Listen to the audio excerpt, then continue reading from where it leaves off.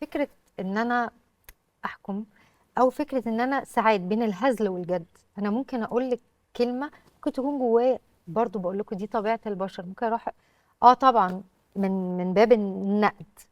طبعا ما انت يعني ما وراكيش حاجه، ما عندكيش التزام زينا، طايره.